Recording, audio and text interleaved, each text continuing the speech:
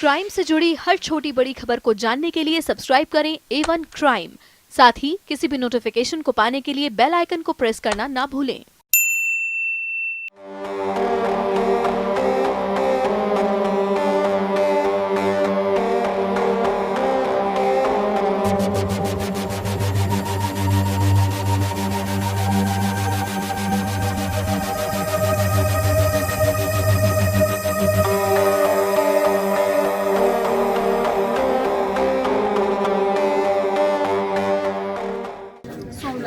आप किस पद पर तैनात है, क्या है पूरा? सहायक अध्यापिका हूँ मैं यहाँ पे। गांव है पद जी।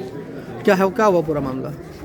पूरा मामला ये है सर कि 7 दिसंबर की शाम को हम स्कूल आए यहाँ पे और छुट्टी के समय हम बंद ही करके जा रहे थे कि एक गौरव इलेक्ट्रीशियन है, वो कमरे में आए और वो बोलो कि जी मुझे फिटिंग का काम करना है यहाँ पे। तो मैंने कहा जी अब तो छुट्टी का समय हो रहा है, आप फिर कर लेना, क्योंकि हमारे यहाँ कुछ कीमती कागज़ हैं, टीचिंग प्लान्स वगैरह हैं। तो उन्होंने कहा कि मुझे अरुण जो शिक्षा मित्र हैं उन्होंने इसी समय बोला है कि ये कार्य अभी पूर्ण किया जाए। उसके बाद क्या हुआ कि मैंने कहा भाई आप किसी भी चीज़ को हाथ नहीं लगाएंगे। कहने लगे मैडम हमें किसी चीज़ से कोई मतलब नहीं है और हम काम करके यहाँ से बाहर निकल जाएंगे।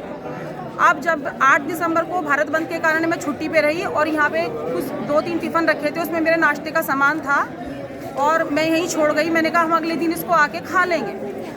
जब मैं 8 दिसंबर को मैं छुट्टी पे रही, जब मैं 9 दिसंबर को सुबह आई तो सुबह यहाँ चेकिंग आ गई और एक मैडम थी यहाँ चेकिंग पे, हम उनके साथ बैठे रहे और मैं 1:30 बजे फिर जब मैं अपने कमरे में गई, मैंने अपना टिफ़िन खोला तो उस टिफ़िन में जो है एक पैड पड़ा हुआ था और पैड के अंदर उस टिफ़िन के अंदर पेशाब किया हुआ था और हमारी जो ई-लर्निंग की कॉपीज़ थी, रजिस्टर्स थे, वो फाड़े हुए थे बिल्कुल और उन पे बहुत गंदे गंदे शब्द मेरे और मधुलिका एक मैडम है शिक्षा मित्र, उनके बारे में बहुत गंदे गंदे वाक्य लिखे हुए थे। और जब मैंने अपने स्टाफ को बुलाया तभी मैंने कहा देखो, मैंने सोचा इसमें रुमाल है, जैसे मैंने उसे उठाया ज़मीन पे गिराया, उस पर तभी चींटियाँ और मक्खियाँ आ गई बहुत सारी और वो बिल्कुल पेशाब में भीगा हुआ था। मेरा टिफ़िन में भी पूरा पीला हो रहा था वो टिफ़िन मेरा। तो जब मैंने इनको बुलाया, मैंने कहा अपने स्टाफ को, मैंने कहा जी आप देखो ये क्या हो रहा है मेरे साथ में, ये किस तरह से किसने किया। तो मेरे स्टाफ ने कहा कि ये बात आप जो हैं मैडम चेकिंग के लिए आई हुई है ऋतु त्यागी, इनके सामने कुछ भी नहीं कहेंगे और हम इस मामले को संज्ञान में लेंगे और इस मामले को हम इस प्रॉब्लम को शॉर्ट आउट करेंगे किसने किया है।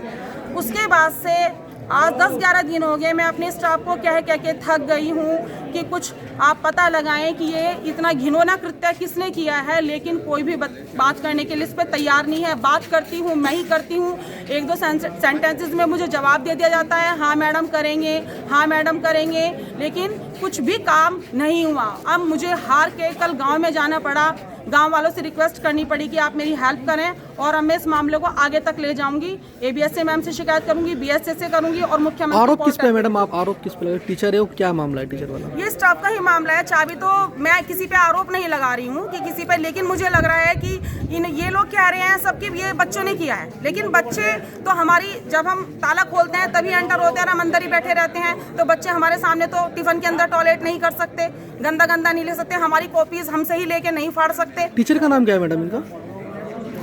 किनका? जिनका आरोप है टीचर पे।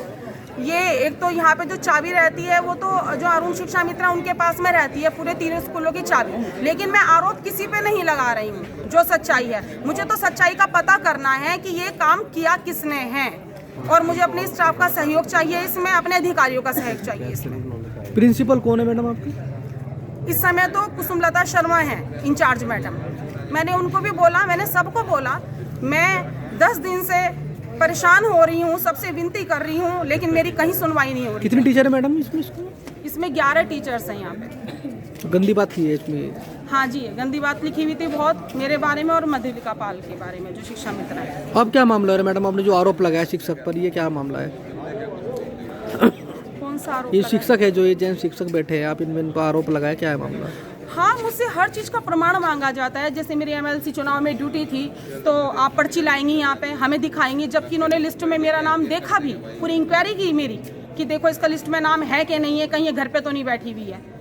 और इसी प्रकार से जब मेरी इंटर कॉलेज में ड्यूटी थी जहींद में, तब भी इन्होंने कहने लगे, जैसे उन्होंने 1-2 ड्यूटीज़ मेरी फालतू लगा दी तो ड्यूटी चार्ट नया बनवाएगी और यहाँ ला के जमा करेगी उसको। हर चीज़ का मुझे यहाँ पे प्रमाण देना पड़ता है। मेरा मानसिक रूप से 8 साल से शोषण हो रहा है। अब क्या चाहते हो आप?